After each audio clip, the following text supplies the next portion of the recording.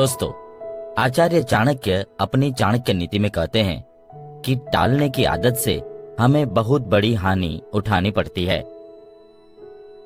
अप्रिय कार्यों को इस प्रकार टालते रहने से हमारे सामने एक और गंभीर समस्या खड़ी हो जाती है। अपने भीतर की अप्रियता को इस प्रकार बढ़ाते रहने से हमारी आत्मशक्ति क्षीण हो जाती है। रुचि का यह तीव्र आग्रह हम में ऐसा जोर पकड़ लेता है कि हमारे हर कार्य में हमारे भीतर की अप्रियता की झलक दिखाई देने लगती है।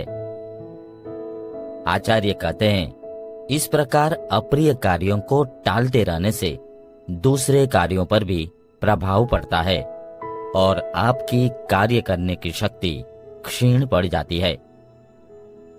केवल इतना ही नहीं, कार्यों को इस प्रकार बराबर टालते रहने से हमारे मस्तिष्क पर सदैव एक भार सा बना रहता है।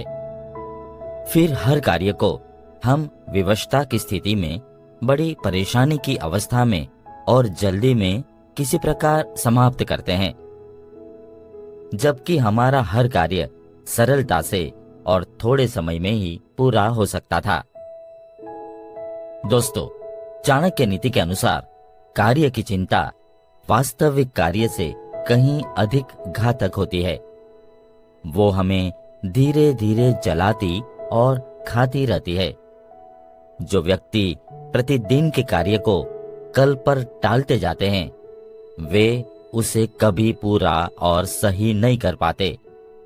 अतः अरुचिकर कार्यों को प्रतिदिन के कार्यों में सबसे पहले करें। इससे यह होगा कि जब आप उस कार्य को करते रहेंगे, तभी तक आपको थोड़ी बहुत तकलीफ होगी, लेकिन जहां काम खत्म हुआ, आप संतोष की सांस लेंगे। आप दिन भर खुश नजर आएंगे। काम कर चुकने पर आप खुद ताज्जुब करेंगे कि जिस काम को आप मुश्किल समझते थे, वह असल में कितना आसान है। इस तरह आपके सारे काम सरल हो जाते हैं। दोस्तों, आज के एपिसोड में बस इतना ही। आशा है आपको हमारा ये एपिसोड पसंद आया होगा।